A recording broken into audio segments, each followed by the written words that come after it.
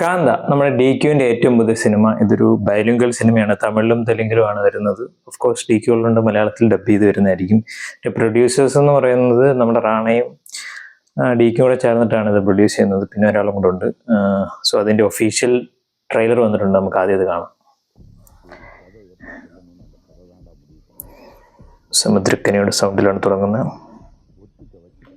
Studios. ഇതൊരു സിനിമയ്ക്കുള്ളിൽ നടക്കുന്ന cinema, അങ്ങനത്തെ ഒരു കൺസെപ്റ്റ് ഒക്കെയാണെന്നാണ് തോന്നുന്നത്. ബയോപിക്കാന്നൊക്കെയാണ് പറയുന്നത്, ബട്ട് അത് അത്ര ശരിയാണെന്ന് എനിക്കറിയാം.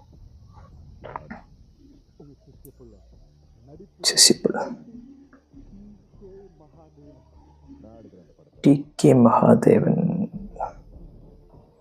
ഒരു വിൻറ്റേജ് സാധനമാണ്, ബട്ട് വിഷ്വൽ കൊള്ളാം കണ്ടോ. ലൈറ്റിങ്ങും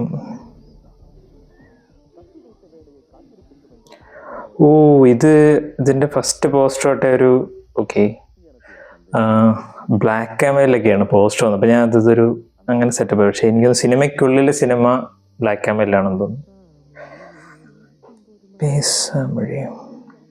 നല്ല പാട്ട് ബാക്ക്ഗ്രൗണ്ടിൽ.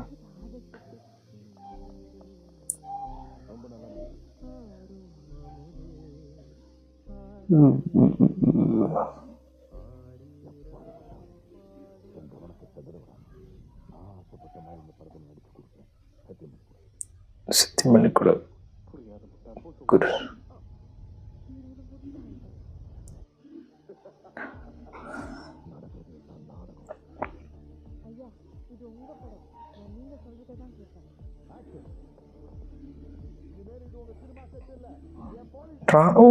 റാണ അതിനകത്ത് അഭിനയിക്കുന്നുണ്ടല്ലോ. ഓക്കെ അതെനിക്കറിയില്ല. റാണ അതിനകത്ത് പ്രൊഡ്യൂസർ മാത്രമാണ് ഞാൻ വിചാരിച്ചു.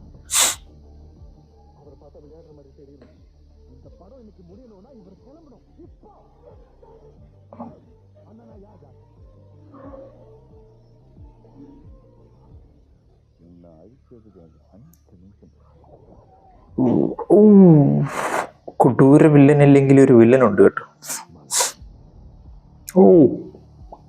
ഡയലോഗ്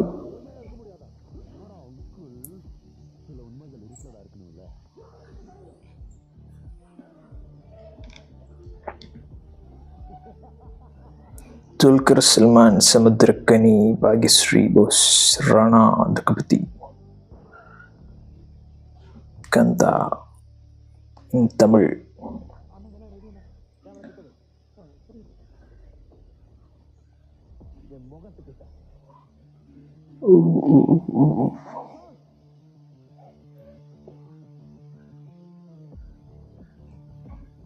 ബാക്ക്ഗ്രൗണ്ട് സ്കോർ വേറെ ലെവൽ കേട്ടോ, കിട്ടില്ല സാധനം.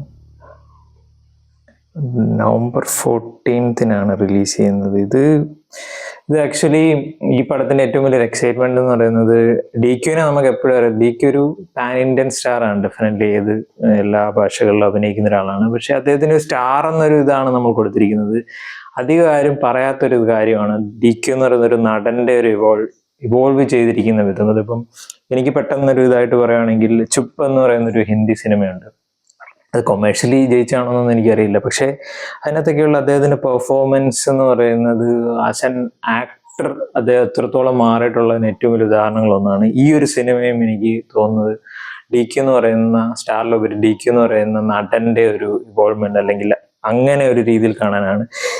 അനൗൺസ് ചെയ്ത സമയത്ത് ഞാൻ ഓർത്തതൊരു അങ്ങനത്തെ ഒരു കൊമേഴ്ഷ്യൽ വാല്യൂ ഇല്ലാത്തൊരു സിനിമയായിരിക്കും, അതൊരു ഓഫ് ബീറ്റ് പടം പോലെയാണ് എനിക്ക് ഫീൽ ചെയ്തത്. പക്ഷെ അങ്ങനെയല്ല.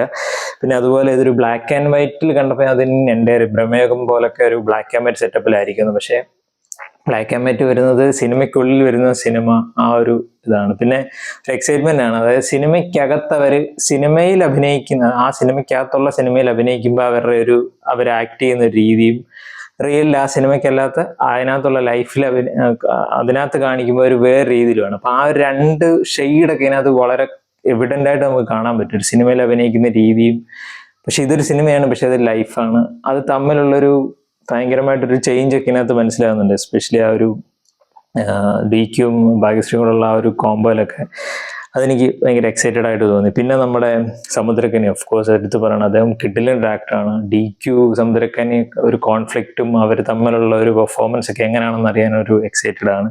പിന്നെ ഇതിന്റെ ഒരു ടെക്നിക്കൽ ടീമിനെ ടെക്നിക്കൽ ടീമിൽ ഇതിനകത്ത് മ്യൂസിക്കിൽ സിനിമാറ്റോഗ്രാഫി എഡിറ്റിംഗ് ഒക്കെ ഒരു പുറത്തൊരു സ്പാനിഷ് അങ്ങനത്തെ ഒരു സെറ്റപ്പ് ഒക്കെയാണ്. എനിക്ക് മനസ്സിലായില്ല എന്താണ് ആ ഒരു ക്രൂ വന്നേക്കുന്നത്.